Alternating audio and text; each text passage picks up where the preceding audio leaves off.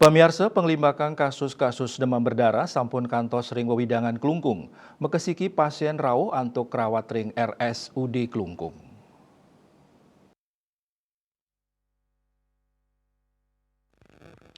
Kepala Dinas Kesehatan Klungkung Dr. Gigi Igusti Ayu Ratna Dwi Jawati ngelingang krame mangdani nenten lali nincapang rasa waspada saharajek ngelaksanayang pangupaya pemberantasan sarang nyamuk.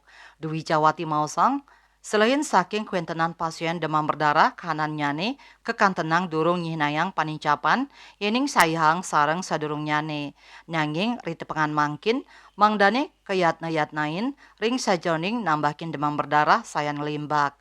Lianan punika, selain ring RSUD Klungkung, ring galah ungkuran pasien-pasien demam berdarah sampun molihang ayahan sane becik. Kuentenan pasien taler ring sawetara ruangan sampun kedadosang budal.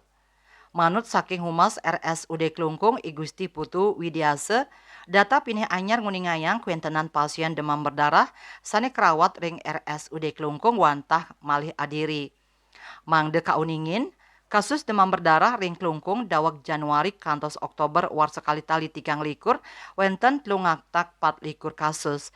Kuentenan inucap kekantenang ageng yening saihang sareng war sesedurung nyane. Bagiarte Bali Pos nguningayang.